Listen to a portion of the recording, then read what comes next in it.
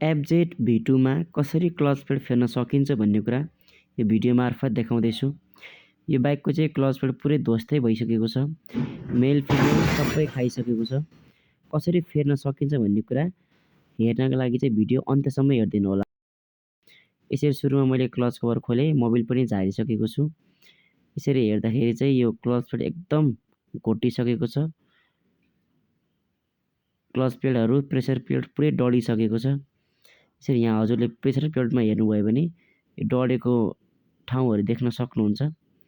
अनि clutch plate पनि पुरै ध्वस्तै भइसकेको छ। यो मेल फिमेलमा फिमेल हेऱ्यो भने फिमेल पनि एकदम घोटिसकेको छ। यहाँ साइडमा यसरी सफा गरेर हेर्दाखेरि चाहिँ यो फिमेल पनि एकदम खाइसकेको छ। यसरी क्लच प्लेट, प्रेसर प्लेट यो मेल फिमेल सबै निकालेपछि एकचोटि मैले हाउजिङ पनि निकाल्दैछु। यो हाउजिङ चाहिँ अलिअलि ढक रहेछ अनि हाउजिङमा एकदम फोहोर जमेर बसिरहेको रहेछ। अब यो हाउजिङ पनि सफा गर्नुपर्ने भएकोले बाहिर निकाल्दैछु। हाउजिङ हल्का चाहिँ ढक्छ अनि कस्टमर दाइले यो सफा गर्नु पर्दैन, यतिकै हो, हाल्दा केही फरक पर्छ भनेर सोध्दै हुनुहुन्थ्यो। मैले चाहिँ होइन, पेट्रोलले सफा गर्दा हुन्छ भनेर भने। तर कतिपय साथीहरूले चाहिँ यो इन्जिनमा पेट्रोलले सफा गर्दा यसमा भएको ओरिङहरू फुल्लिन्छ भनेर यसरी भन्नुहुन्छ।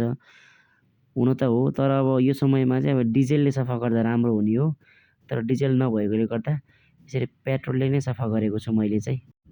इन्जिन सफा गरिसकेपछि अब क्लच प्लेट कसरी हाल्न सकिन्छ भन्ने कुरा देखाउँदैछु।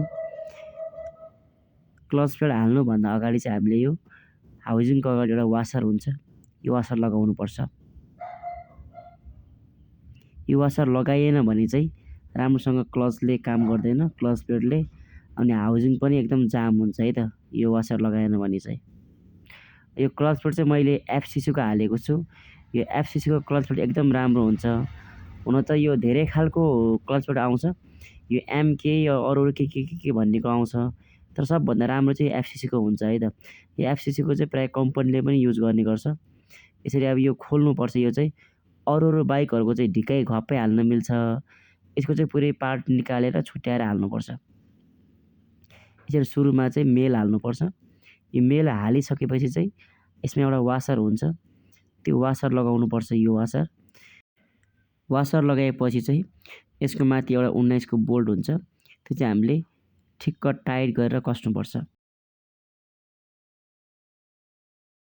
यो बोल्ट एकदम लुज भयो भने चाहिँ पछि क्लच प्लेटमा आवाज आउने, हाउजिङ हल्लिने हुन्छ।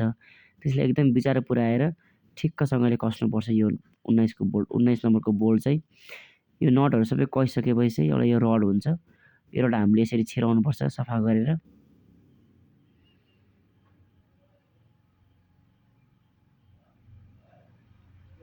यो रड चाहिँ हामीले नबिर्सिकन जसरी पनि हाल्नुपर्छ है त। अनि रड हालेपछि यसमा एउटा बेरिङ पनि हुन्छ, यो बेरिङ पनि हामीले अनिवार्य हाल्नै पर्छ है त। यो बेरिङ हालेन भने चाहिँ क्लचले राम्रोसँग कामै गर्दैन, क्लच बेल्टले पनि काम गर्दैन।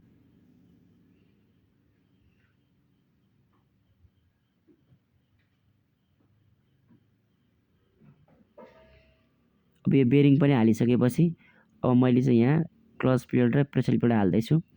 यो क्लच प्लेट हाल्दा चाहिँ उल्टो सुल्टो खासै फरक पर्दैन, तर प्रेसर प्लेट हाल्दाखेरि चाहिँ एकदम ध्यान दिनुपर्ने कुरा चाहिँ यो प्रेसर प्लेट चाहिँ एकतिर धार भएको हुन्छ, एकतिर धार नभएको हुन्छ। यो धार भएको र नभएको चाहिँ एकैतिर फर्काएर हाल्नुपर्छ है त। हामीले हाल्दाखेरि चाहिँ एकदम मिलाएर विचार गरेर हाल्नुपर्छ। अनि यो हालेपछि हामीले फिमेल हाल्नुपर्छ। फिमेल माथि चाहिँ हामीले यसरी 10 को यो बोल्टले स्प्रिङ राखेर यसरी कसनुपर्छ। यो कस्दाखेरि पनि एकैचोटि कस्नु हुँदैन कि, चारवटै बोल्टलाई पालो गरेर कसनुपर्छ है त। यसरी मिलाएर बराबर कसनुपर्छ। अनि हामीले क्लच पनि यो बाहिरको नटबाटै मिलाउनु मिल्छ। यो 10 वटा बोल्ट हुन्छ, यसलाई लुज गरेर हामीले क्लच एडजस्ट गर्न सक्छौँ।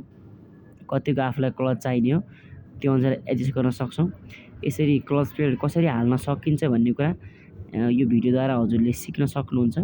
यो चाहिँ एफजेड V2 V3 फेजरहरूमा यसरी नै क्लच प्लेट हाल्न सकिन्छ।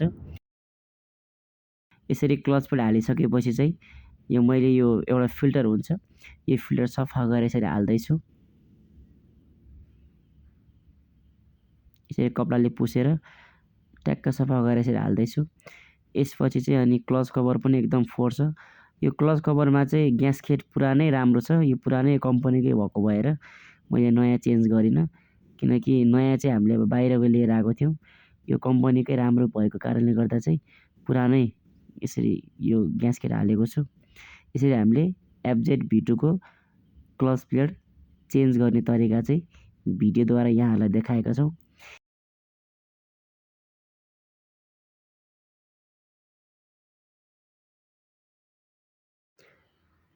अरू पनि बाइक सम्बन्धी भिडियोहरू हजुरहरू हेर्न चाहनुहुन्छ भने यो च्यानललाई सब्सक्राइब गरिदिनु होला, अनि भिडियोलाई लाइक कमेन्ट गरिदिनु होला र धेरैजनामा सेयर गरिदिनु होला। यो भिडियोलाई अन्त्यसम्म हेरिदिनु भएकोमा धेरै धेरै धन्यवाद।